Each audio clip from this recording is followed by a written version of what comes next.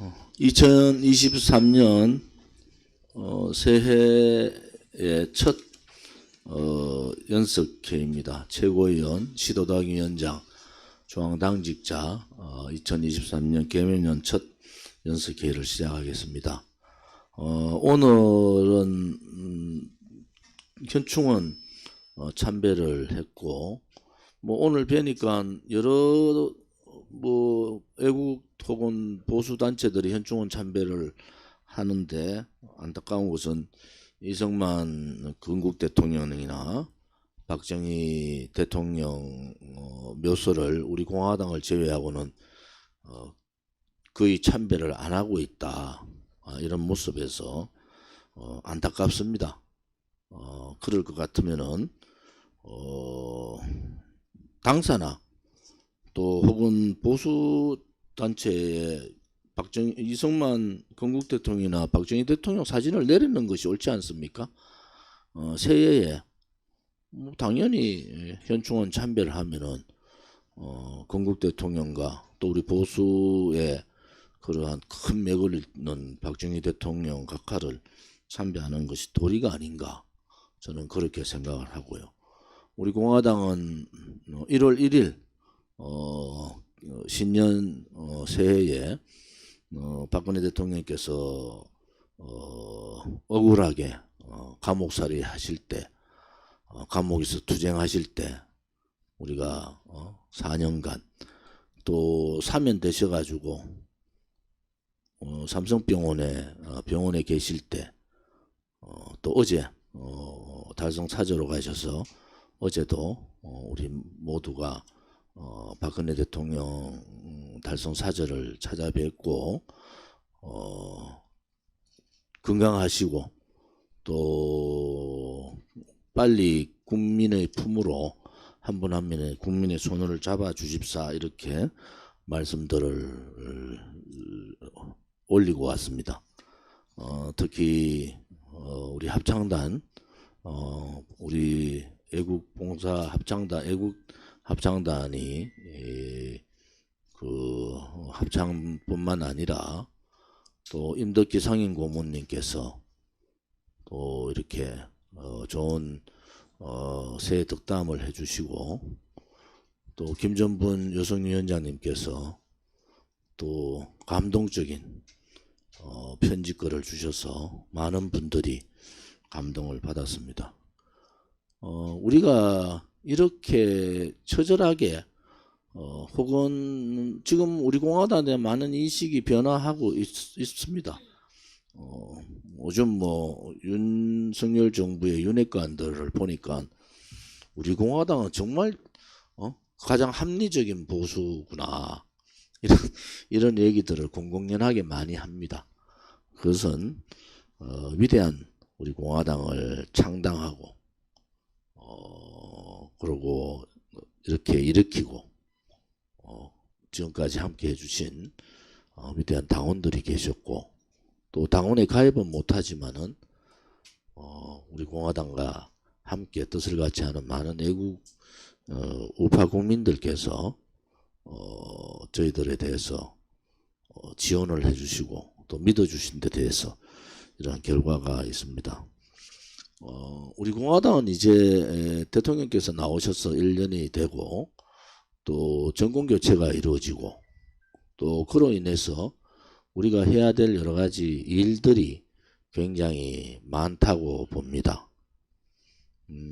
새로운 변화의 구심점을 가져가야 되고, 또 2024년 4월 10일 있을 4월 10일이죠.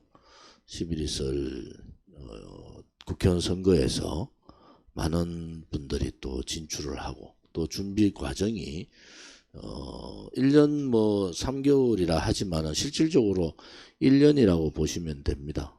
올 2023년 한 해가 우리가 전력을 다해서 우리의 당의 모습을 갖추고 또 역량을 키우고 또 세도 늘리고 또 우리 공화당에 덮어 씌워졌던 여러 가지 프레임들도 걷어내고 거기에 당대표인 저도 앞장서겠습니다만은 우리 시도당 위원장님들이나 또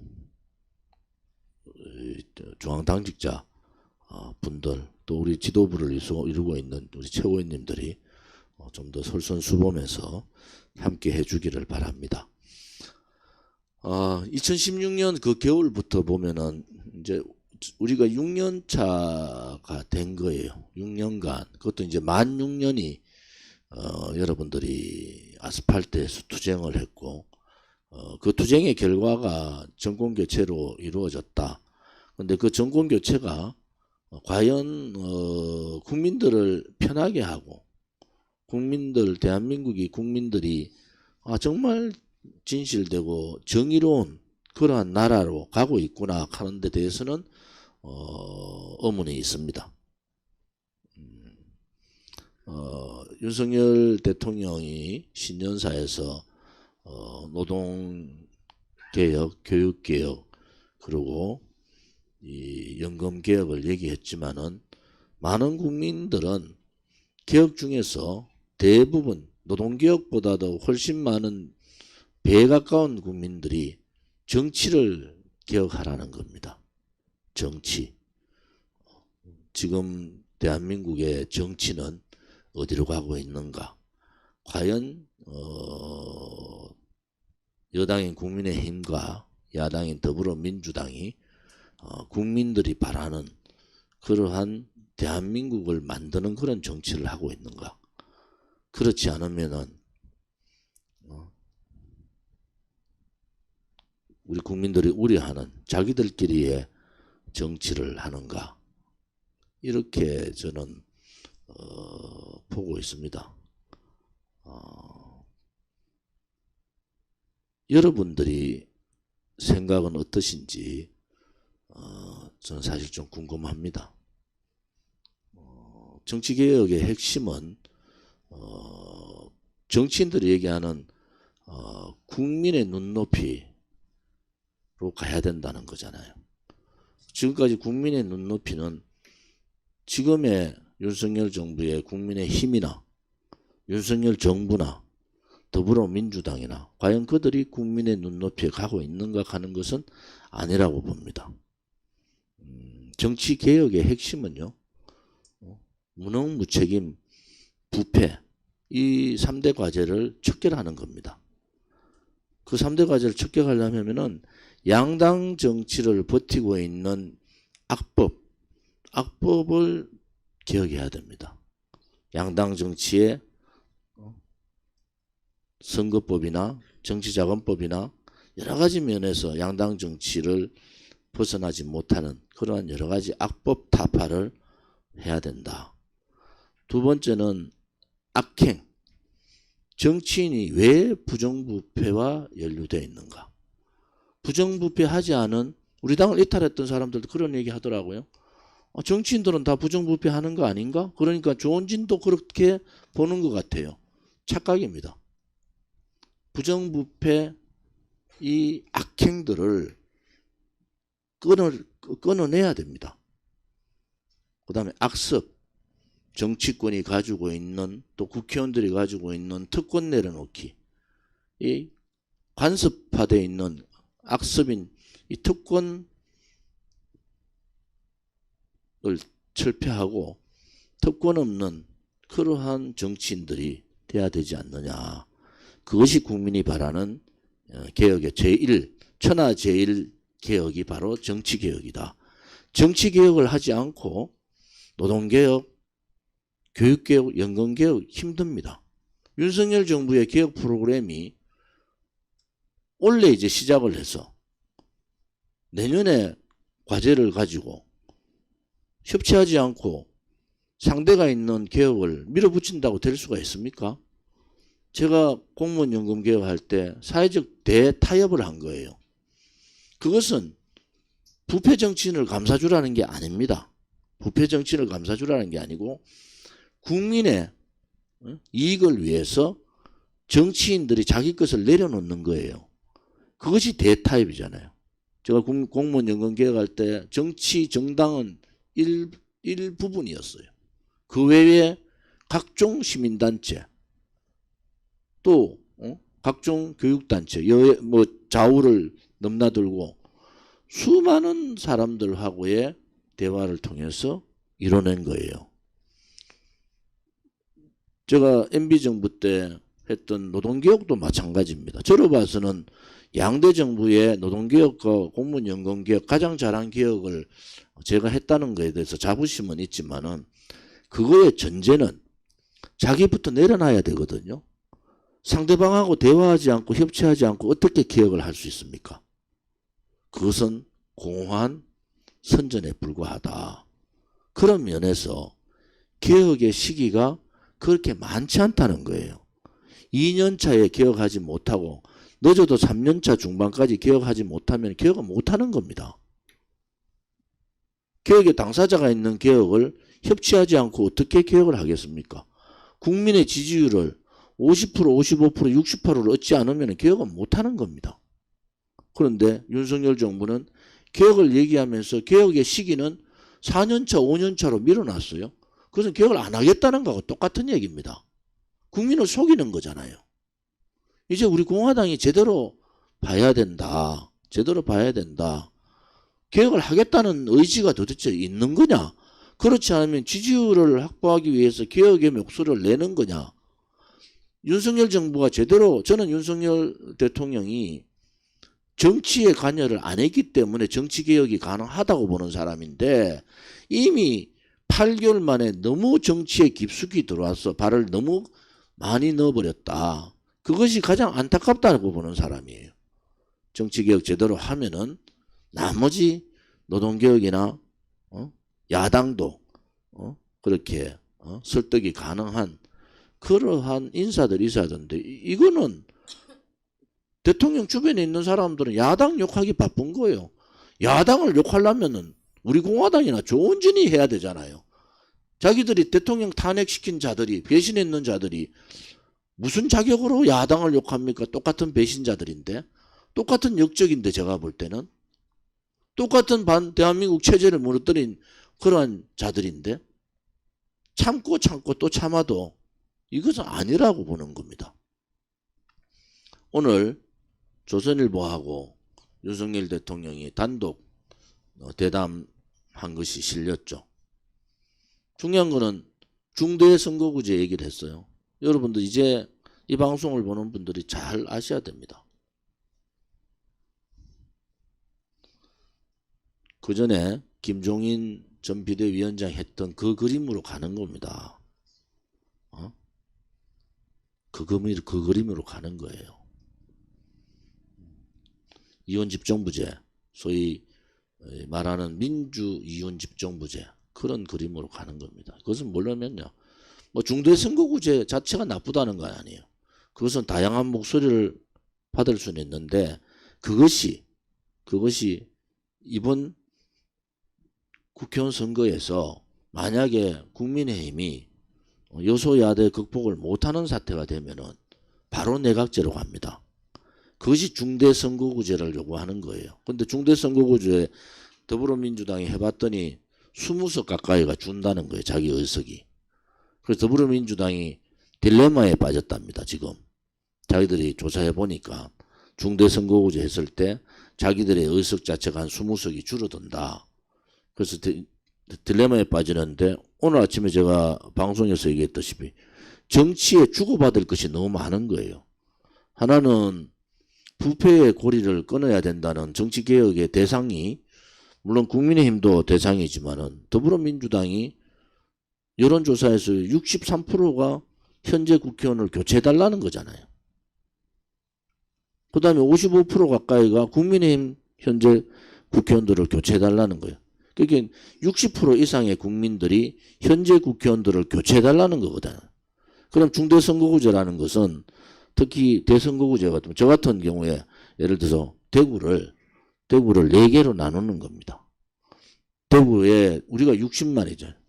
그 4개로 나누면 6, 4, 24 인구로 따지면 달서구 전체에서 3명을 뽑는 거예요. 뭐 달성군 서구 합쳐가지고 또 저쪽에 뭐 북구까지 합쳐서 또 뭐 4명 정도 뽑고 나머지 합쳐서 이래가지고 12명 정도를 뽑는 겁니다. 그러니까 3개 내지 4개 지역으로 나누는데 그게 중선거구제고요. 대선거구제는 대구를 하나로 하는 겁니다. 대선거구제. 대구에서 전체에서 12명 뽑는 겁니다. 지금 김진표 국회의장이 내각제 파잖아요. 유승민 의원의 행동도 잘 지켜봐야 됩니다. 이 사람들이 중대선거구제를 하자는 것은 한발 국민의힘의 윤석열 정부는 자기가 대통령직을 이어가려면은 이제 여소야대의 극복을 못하더라도 내각제로 돌겠다는 신호탄을 던진 거고요. 오늘부로 던져버린 겁니다. 중대선거구제를 하겠다는 것은. 김진표 의장은 내각제 신봉자예요. 김진표 의장하고 똑같은 얘기했어요. 중대선거구제 가겠다는 거예요. 그것은 결국은 우리 공화당한테는 많은 기회가 생길 거예요. 단지 우리 공화당한테 정치적인 기회가 생기는 부분하고 내각제 가는 부분하고는 다른 겁니다. 일본이 내각제를 하면서 30년에 잃어버린 30년이라는 얘기가 있는 것이 권력하고 검역하고 소위 그 언론 이 힘이 합쳐버린 거예요. 그렇게 연정하는 거예요. 내각제라는 거죠. 여러분 연정입니다. 해서 힘이 약하면은 자기하고 정반대쪽이 나는 사람하고는 합쳐버려요. 그러면은 결국은 돈 없는 사람들, 권력 없는 사람들, 언론 방송을 장악하고 있는 그 사람들이 입맛에 맞는, 그리고 입맛에 맞지 않는 사람은 도태되는 겁니다. 그러면 결국은 가지지 못한 사람들이 정치에서 소외되고, 이게 5년마다 한 번씩 정권 교체가 되든 10년마다 한 번씩 정권 교체가 되니까 국민의 목소리가 선거 계절이라도 겁을 내요. 그런데 만약에 내각제로 가면 전혀 그렇지 않습니다. 왜? 국민들이 여러분의 정치 파트너가 아니에요. 권력을 가진 자들의 정치 파트너가 국민이 아니라는 겁니다. 그건 뭐냐? 그들의 정치 파트너는 자기하고 비슷한 연대를 하든 연합을 할 수 있는 정당, 그것이 파트너예요. 그러면은 예를 들어서 국민의힘이 100석을 얻고 나머지 더불어민주당이 100석을 얻어요. 나머지 6석 서너 개 정당 합쳐가지고 50석 만드는 것이 중요하지. 국민들이 표가 어떻게 가는 그거는 중요하지 않다.